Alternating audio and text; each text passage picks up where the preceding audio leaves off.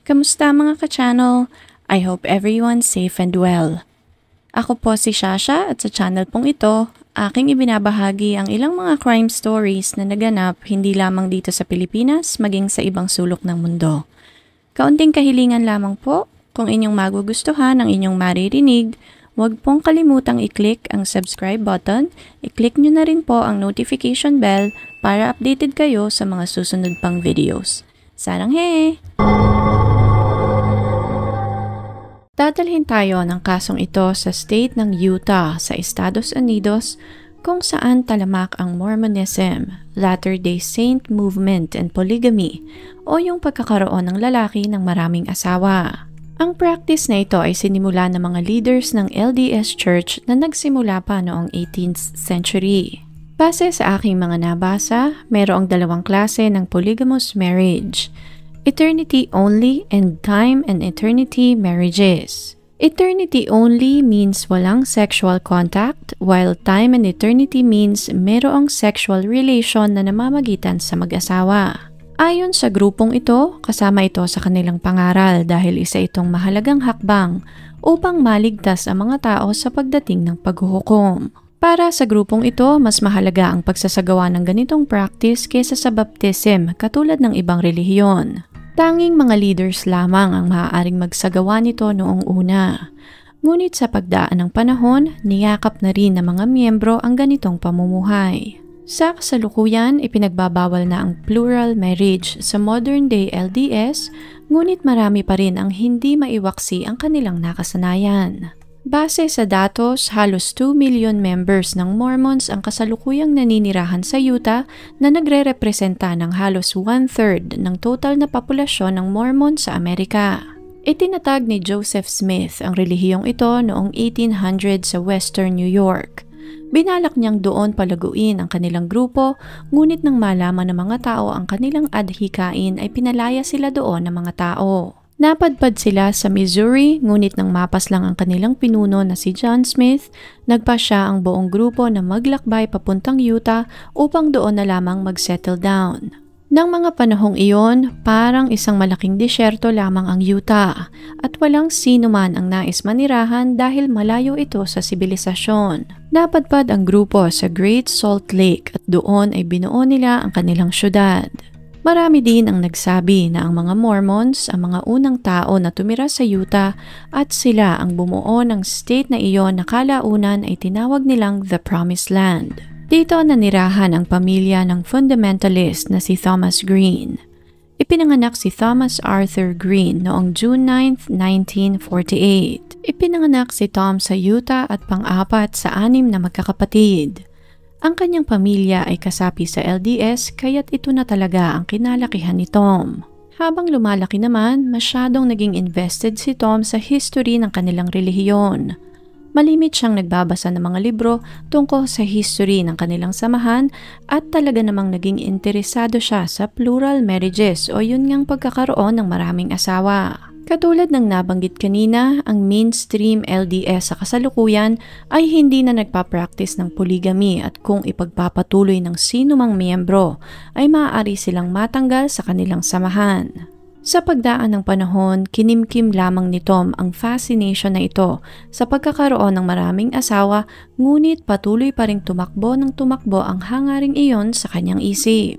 Taong 1970, sa edad na 22, pinakasalan ni Tom ang babaeng si Linda Penman. Sa loob ng 10 taon, normal ang naging pagsasama ng mag-asawa. Nagkaroon sila ng 3 anak at naging maayos din ang pakikitungo ng lahat sa kanila sa kanilang simbahan. Ngunit kahit na may asawa na at mga anak na si Tom, hindi pa rin nawala sa isip niya ang kagustuhan na magkaroon ng maraming asawa. Ayon kay Tom, inuutusan di umano siya ng kanilang Diyos na maghanap ng maraming asawa dahil iyon lamang ang makapagliligtas sa kanila. Dito na ipinagtapat ni Tom ang kanyang hangarin sa kanyang asawang si Linda, ngunit sa kasamaang palad ay hindi siya nakakuha ng magandang reaksyon mula sa kanyang asawa. Hindi ito sang-ayon na magkakaroon siya ng kahati kay Tom. Nalaman din ng kanilang simbahan ang plano ni Tom kaya't napatalsik siya sa kanilang kongregasyon. Dito na rin nagdesisyon si Linda na iwanan ang kanyang asawa dahil napagtanto niya na hindi ito magpapapigil pa. Isinama din ni Linda ang kanilang 3 anak nang umalis siya sa poder ni Tom. Taong 1984 na finalize ang divorce nila ni Linda at hindi nga siya nagkamali ng inaakala. Ipinagpatuloy ni Tom ang kanyang plano. Habang naghahanap ng mga babaeng papayag na magpasakop sa kanya, na-associate si Tom sa mga underground polygamous group sa Utah. Maraming mga ganitong pamilya sa Utah. Sila yung mga klase ng Mormons na hindi sumabay sa pagbabago ng mundo. Ayaw nilang baguhin ang kanilang pamumuhay o tradisyon, kabilang na nga rito ang pagkakaroon ng maraming asawa. Usually, ang mga ganitong pamilya ay naninirahan sa mga liblib na lugar o malayo sa sibilisasyon nang sa ganon ay walang makialam sa kanila. At katulad ng nabanggit kanina, ang mga pamilyang ito ang naging bagong mga kaibigan ni Tom. Lumakas ang loob ni Tom dahil sa mga pangaral ng lalaking nagngangalang Ross Wesley LeBaron. Ito ang tumayong mentor ni Tom. Si Ross ay miyembro ng pamilyang nagtatag ng kultong tinawag na Firstborn. Ang sektang ito ay naniniwala sa pagkakaroon ng pure bloodline na ang ibig sabihin ay pinapayagan sa kanilang kongregasyon ang pagkakaroon ng sexual na relationship sa kanilang mga anak. Nakasaad di umano sa kanilang Biblia na ang Diyos nila mismo ang nag-uutos noon. Nagkakasal din ang grupong ito ng mga batang 10 taong gulang lamang sa mga matatandang miyembro ng kanilang simbahan. Sa pagpapatuloy ng ganitong gawain, nagkaroon si Ross ng 4 na anak sa isa niyang anak na babae upang mapanatiling malinis at puro ang kanilang lahi. Ngunit hindi nagtagal, natigil din ang ganitong gawain ni Ross nang isuplong siya ng sarili niyang anak sa mga pulis. Ito ang mga klase ng taong nakahalubilo ni Tom. Dahil sa pangbubuyo ni Ross, lalong sumidhi ang kagustuhan ni Tom na magkaroon ng maraming asawa at magkaroon ng napakaraming anak. Taong 1984, nakilala ni Tom ang una niyang asawa sa plural marriage na ito sa katauhan ni Beth Cook. Si Beth ay 4 na taon ang tanda kay Tom. 40 years old si Beth ng mga panahong iyon habang 36 naman si Tom. Si Beth ay nagmula din sa pamilyang nagpa-practice ng polygamy kaya't hindi na bago ang lahat para sa kanya. In fact, nagkaroon siya ng 4 na sister wives sa una niyang asawa at nagkaroon sila ng 15 anak. Hindi naman naging malinaw kung bakit napahiwalay si Beth sa una niyang asawa. Nagkaroon si Tom ng specific na panuntunan sa mga babaeng nais siyang maging asawa. Ang mga babaeng magkaka-interes sa kanya ang kailangang mag-propose sa kanya, hindi katulad ng normal na nakasanayan ng lipunan kung saan lalaki ang nagpo-propose sa babae. Ito rin ang naging isa sa mga rason ni Tom sa publiko nang magtangka siyang ipaintindi sa mga tao kung paanong may say di umano ang mga babae sa kanilang pag-iisang dibdib. Na ang babae di umano ang pumipili sa kanya at walang sapilitang nangyayari sa kanilang ginagawa. At ganoon nga ang ginawa ni Beth. Nag-propose ito kay Tom na agad namang pinaunlakan ng lalaki. Nagpatuloy ang pagsasama ng dalawa at nang matapos ang kasalan, isinama rin ni Beth sa poder nila ni Tom ang isa sa kanyang mga anak na babae na si Linda Coons. Nang mga panahong iyon, si Linda ay 13 taong gulang pa lamang. At dito na nga nagsimulang maging karimari-marim ang lahat. Sinimulan ni Tom ang pangbe-brainwash at grooming kay Linda at hindi nga nagtagal, nahulog na rin si Linda sa kanyang stepfather na si Tom. Katulad ng ginawa ng kanyang ina, nag-propose din si Linda kay Tom at may basbas ito ng kanyang inang si Beth. Para naman kay Beth, walang masama sa nangyayari. In fact, alam niyang ganoon talaga ang mangyayari dahil iyon ang nakatadhana. Nang marinig ang proposal ni Linda, agad naman itong tinanggap ni Tom. Nagpatuloy ang kasalan at hindi nagtagal ay nabuntis na nga ni Tom si Linda ng parehas na taon. So, sa puntong ito, kasal na si Tom sa mag-inang Beth at Linda at ang mag-inang Linda at Beth ay hindi na lamang mag-ina ng puntong iyon kundi sister wives na din. Lumipas ang ilang buwan, ipinanganak na nga ni Linda ang panganay nila ni Tom. Isang batang lalaki ang una nilang supling na pinangalanan nilang Melvin. Ilang buwan naman ang lumipas, nakilala ni Tom ang 15 anyos na si Shirley Bigley na pinsan naman ni Linda. Ang nanay ni Linda na si Beth na naunang plural wife ni Tom at ang nanay ni Shirley ay magkapatid. Noong una ay naroon lamang si Shirley upang tumulong sa kanilang gawaing bahay. Ngunit hindi nagtagal, nagsimula na rin ang pag-groom ni Tom sa dalagang si Shirley. Katulad ng ginawa ni Linda at Beth, ilang linggo lamang ang nakakalipas nang lumipat ito sa poder ni Tom, inalok na nga ni Shirley ang sarili niya kay Tom na hindi naman tinanggihan ng lalaki. Nagkaroon sila ng spiritual ceremony at si Shirley na nga ang naging pangatlong plural wife ni Tom.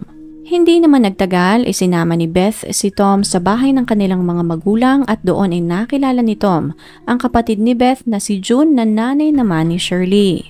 Katulad ng mga nauna, nahulog din si June kay Tom at si June na nga ang naging pang-apat na babae sa koleksyon ng mga asawa ni Tom.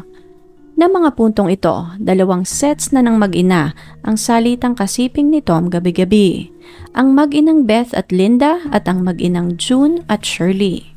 Katulad ni Beth, dati nang naikasal sa ibang lalaki si June at nagkaroon na din siya ng mga sister wives sa kanyang dating asawa.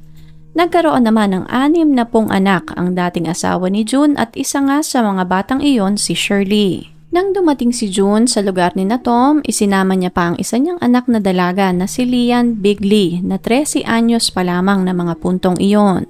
Marahil alam niyo na ang kasunod na aking sasabihin and yes, tama po kayo nang iniisip. Isa na namang fresh meat, batang-bata kaya't mabilis na sinimulan ni Tom ang grooming sa dalaga. Ngunit hindi agad umubra ang plano ni Tom kay Lian. Hindi nito nagustuhan ang idea na ipapakasal siya kay Tom at magiging pang-5 asawa nito. Kaya tumakas ang dalaga sa bahay ni Tom at saka nagsumbong sa mga pulis. Ngunit hindi rin nagtagal ay inurong din ni Lian ang kaso at sinabing gawa-gawa lamang ang lahat ng kanyang sumbong. Hindi naging malinaw kung bakit iniurong ng dalaga na si Lian ang kanyang mga reklamo. Ngunit maraming nagsabi na maaaring kinumbinsi siya ng kanyang inang si June na huwag nang ituloy ang pagkakaso. Dahil doon, na-withdraw lahat ng kaso na naisampa kay Tom at makalipas lamang ang 1 taon, nag-propose na rin ng kasal ang 14 anyos na si Lian kay Tom. At hindi pa nga doon tumigil si Tom. Natawag naman ang kanyang pansin ng anak ng matalik niyang kaibigan. Ang dalagitang ito ay si Curry Bjorkman. Dahil magkaibigan nga sila ng ama ng dalaga. Madalas na nakikita ni Curry si Tom na palaging kasama ng kanyang ama. May isang pagkakataon na niyaya ni Tom si Curry papunta ng New York kasama ang kanyang pamilya at sa trip na ito isinagawa ni Tom ang kanyang plano. Tinanong niya si Curry kung may gusto ba ito sa kanya at kung meron ay kailangan niyang aksyonan di umano ang kanyang nararamdaman. Sumagot naman si Curry at inamin na may pagtingin nga siya kay Tom at dito na hinalikan ng lalaki ang dalagita. Matapos ang 2 araw, isa na rin sa mga ari-arian ni Tom ang dalagitang si Curry. Nagkaroon ng maliit na salo-salo sa pag-iisang dibdib ni Tom at Curry at dahil dito, nakilala ni Tom ang pamilya at mga kapatid ng bago niyang asawa. Dito na naispatan ni Tom ang kapatid ni Curry na si Hannah na noon ay halos 13 o 14 na taong gulang pa lamang. Matapos ang seremonya habang pauwi sila ng bahay, inutusan ni Curry ang kanyang kapatid na si Hannah na lumipat sa upuan sa likod ng sasakyan. Sa likod na bahagi din ng sasakyan nakaupo si Tom kaya't hindi na iwasang magkatitigan ang dalawa. Sa kasamaang palad ng gabi ding iyon, ipinagtapat din ni Hannah kay Tom na may gusto rin ito sa kanya. Ilang linggo lamang matapos ang kasalan ni Tom at Curry, pinakasalan din ni Tom ang dalagitang si Hannah. Nang mga puntong ito, 7 na ang asawa ni Tom at bilang recap, ang mag-inang Beth at Linda, ang mag-iinang June, Shirley at Lian, at ang magkapatid na sina Curry at Hannah. Base sa mga artikulong aking nabasa, nagkaroon pa ng 2 asawa si Tom sa pagdaan ng panahon. Ang isa sa mga batang ito ay si Allison Ryan na 16 years old na mga panahong iyon. Ngunit hindi ito nagtagal sa poder ni Tom. Nahuli nitong minumules siya ni Tom ang kanyang kapatid kaya't lumayas ito at ang kanyang kapatid sa bahay ni Tom. Base din sa mga artikulong aking nabasa, umalis din si Beth sa poder ni Tom makalipas lamang ang ilang taon. Nang makaalis si Beth sa poder ni Tom, si Linda na ang tumayong head wife sa pamilya at ito ang itinuring na wife number 1. Noong una, nanirahan ang pamilya sa isang trailer park sa Sandy, Utah hanggang 1995. Ngunit pinalaya sila ng ibang mga naninirahan doon nang malaman na mga ito ang kanilang ginagawa. Hindi nila nagustuhan na napakaraming asawa ni Tom at karamihan sa mga babaeng ito ay minor de edad. Dahil doon napilitan ang buong pamilya na lumipat sa isang secluded area sa Utah West Desert. Napadpad sila sa isang 15 ektaryang lupa noong taong 1997. Nakagawa ng paraan si Tom na makabili ng mga lumang trailer houses at nailipat niya ang mga ito sa napakalaking lupain na iyon sa West Desert, Utah. Nang makumpleto ang mga trailer houses na kailangan ng kanilang lumalaking pamilya, dito na nga tinawag ni Tom ang kanilang lugar na Green Haven na nasa gitna ng kawalan. Ang lugar na ito ay malayo sa syudad at sa mainit na mata ng mga tao. Dahil napakalayo nga sa kabihasnan, naging napakahirap ng pamumuhay ng pamilya sa gitna ng desyertong iyon. Wala ring maayos na trabaho si Tom. Nagkakaroon lamang sila ng perang panggastos dahil sa sustento ng gobyerno at sa paminsan-minsang paglabas nila ng Green Haven upang mag-alok ng magazine subscription. Isang beses sa isang linggo, lumuluwas sila sa Salt Lake City upang mag-door-to-door. Kumakatok sila sa mga pinto at nag-aalok ng magazine subscription na kalimitan ay wala namang bumibili. Dahil doon, limitado ang pagkain sa Green Haven dahil ng puntong ito, umabot na ng halos 34 ang anak ni Tom sa kanyang 6 na asawa. Bawat sister-wife naman ay may sarili nilang trailer sa Green Haven. Meron ding private trailer si Tom. Dahil si Linda nga ang headwife, ito ang gumagawa ng schedule kung sino ang sisiping kay Tom. Makakapunta lamang ang mga asawa ni Tom sa kwarto nito sa nakatakdang schedule para sa kanila. Nang puntong ito, katulad ng nabanggit kanina, 6 ang asawang kasama ni Tom sa Green Haven. Para itong isang hari at iba-ibang asawa ang kasiping nito gabi-gabi. Pinlano din ng mga sister wives na magbuntis ng magkakasabay. Nang sa ganoon ay magkaroon sila ng team na mga bata na ipinanganak ng halos magkakasabay. Nang mga puntong ito, kompleto na ang Team A, B, C, D at ginagawa pa nga ang mga batang makakabilang sa Team E. Nabuntis pa nga ng magkasabay at nanganak din ng sabay ang mag-inang June at Shirley. Ayon kay June, nanganak siya ng umaga at nang sumapit naman ng gabi ay nanganak naman ang anak niyang si Shirley. Idinagdag din ni June na pagkaanak niya ay tumayo lamang siya sa lugar kung saan siya nanganak at pinalitan siya agad ni Shirley sa parehas na lugar dahil humihilab na rin ang tiyan nito. Pinangalanan ni June ang kanyang anak na Sam, ipinanganak itong may Down syndrome. Pinangalanan naman ni Shirley ang kanyang anak na Melvin. Katulad ng nabanggit kanina, itong mga underground polygamous group na ito ay kalimitang naninirahan malayo sa mga syudad. Hindi sila nakikihalubilo sa mga tao upang maitago ang kanilang sikreto. Ngunit ng puntong ito, marahil dahil na rin sa kawalan ng income, nagdesisyon si Tom na subukang baguhin ang imahe ng kanilang samahan. Ninais niyang ipakita sa buong mundo kung gaano kaganda at kasaya ang kanilang adhikain, kung ano ang pilit nilang binubuo sa malawak na desyertong iyon. Umasa si Tom na kung maririnig ng mundo ang kanilang ipinaglalaban ay maaaring mas maging bukas ang mundo sa polygamy. At kung mangyayari ito, ang pamilya niya kasama ng 50,000 families pa sa Utah na patuloy nagpa-practice ng polygamy ay makakapamuhay ng malaya. Dito na nagsimula ang media tour ni Tom Green kasama ang kanyang buong pamilya. Lumabas sila sa popular na talk show noon na Sally Jessy Raphael. Lumabas din sila sa show na Jerry Springer. At sa mga show na ito, talaga namang pinagtulungan ng host at ng mga viewers sa studio ang pamilya ni Tom. Ayon sa host, lahat ng mga asawa ni Tom ay naging asawa niya ng mga paslit pa lamang ang mga babae. Walang kakayahang magdesisyon para sa kanila at wala pang experience sa buhay. Sagot naman ni Tom sa mga panunuyang ito ay walang basihan na ang isang babae ay kailangang tumuntong sa tamang edad bago mag-asawa dahil kung epektibo iyon ay bakit kaliwat kanan nga naman ang diborsyo sa Amerika.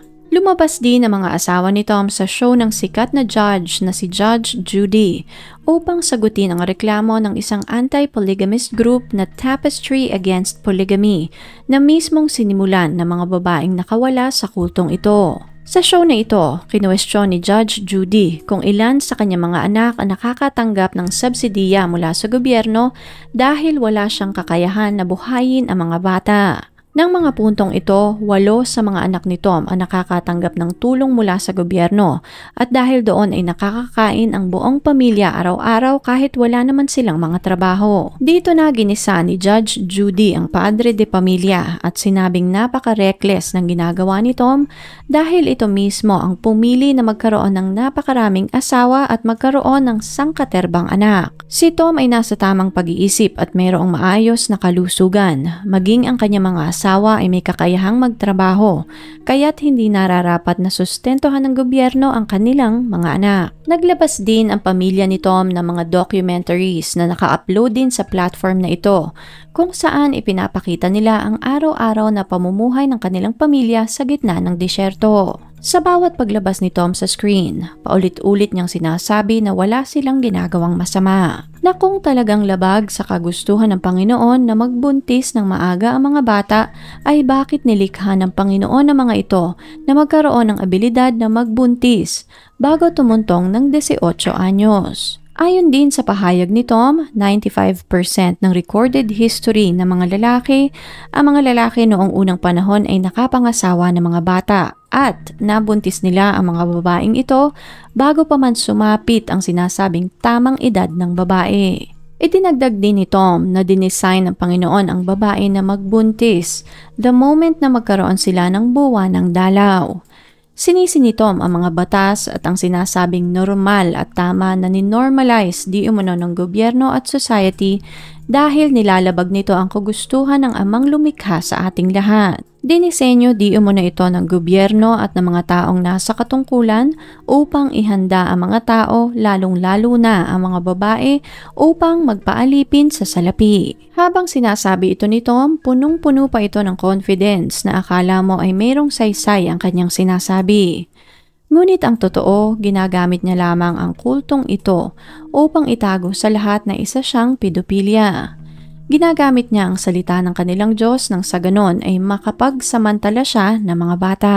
May isang pagkakataon pa nga na inagaw din ni Tom sa anak nitong si Melvin ang napupusuan nitong babae.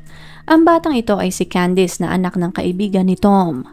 Malimit itong sumasama sa mga picnics nilang pamilya dahil sa anak niyang si Melvin, ngunit hindi ganoon ang hinuha ni Tom. Para sa kanya, laging naroroon ang dalaga sa kanilang bahay dahil may gusto rin ito sa kanya. Nang tumuntong di umano si Candice ng 16, nagpakita ito ng interes sa kanya at masaya siya sa nangyayari. Tinanong naman sa dokumentaryong ito ang ibang mga asawa ni Tom kung hindi daw ba sila nagseselos dahil mahahati na naman ang atensyon ni Tom. Ayon sa mga asawa niya, iyon ang gusto ni Tom kaya't iyon ang masusunod. Na para bang bilog na ang ulo ng mga babaeng ito. Na para bang wala itong pakialam sa pakiramdam ng kahit na sino sa pamilyang iyon. Na siya lamang ang nasa sentro ng lahat at lahat ng gusto niya ay kailangang masunod. Taong 1999, lumabas din ang pamilya ni Tom sa isang show na tinawag na Dateline at ito na nga ang naging meet siya sa pagpapakasasa ni Tom. Nang mga puntong ito, ilang taon na ring lumalabas sa television si Tom at ang kanyang pamilya pero somehow hindi natutunugan ng gobyerno ang kahalayang ito ng kanyang pamilya. Katulad ng mga dati niyang interviews, parehas lamang ang mga isinasagot niya sa mga tanong na ibinabato sa kanya. Na puro menor de edad ang kanyang mga asawa at halos lahat sila ay magkakamag-anak. Ngunit nagbago ang takbo ng lahat nang makarating ang interview niyang ito sa county prosecution. Dito na sinimula ng prosecutor na si David Levitt ang pag-iimbestiga sa pamilya ni Tom. Sa pagpapatuloy ng investigasyon, nakakuha ng prosecutor ang birth certificate ng batang si Melvin. Napansin ng mga prosecutor na 14 anyos pa lamang si Linda nang ipinanganak nito ang sanggol. Na ang ibig sabihin ay 13 taon pa lamang ito nang ipinagbuntis nito ang bata. Dahil dito, maaaring kasuhan si Tom ng pang-aabuso at pangahalay sa batang si Linda. Kinasuhan siya ng mga prosecutors ng mga kasong bigamy at criminal non-support noong una para sa hindi maayos na suporta para sa kanyang mga anak. Inuna nila ang mga kasong ito nang sa ganon ay ma-pin down nila si Tom habang binubuo pa nila ang iba pang mga kaso.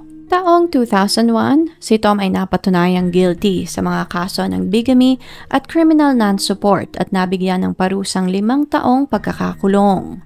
Inutusan din siya ng korte na ibalik ang lahat ng sustento na natanggap ng kanyang pamilya mula sa gobyerno upang mapakain ang 7 niyang asawa at 34 na mga anak. Sa pagpapatuloy ng trial sa iba pang mga kasong naisampak kay Tom, napatunayan din na ito ay guilty sa mga kaso ng pang-aabuso sa kababaihan at mga bata.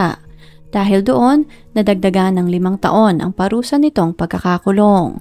Bago pumasok sa loob ng kulungan, tinangka pa nga ng kanyang mga asawa na magbuntis ng sabay-sabay nang sa ganoon ay makabuo pa sila ng isa pang grupo ng mga bata kung sakaling hindi na ito makakalabas pa. At hindi naman sila nabigo dahil isang set na naman ng mga bata, total of 5 babies, ang naipanganak bago tuluyang nakulong si Tom. Sa kasamaang palad, 6 na taon lamang na nakulong si Tom dahil naparol ito ng taong 2007.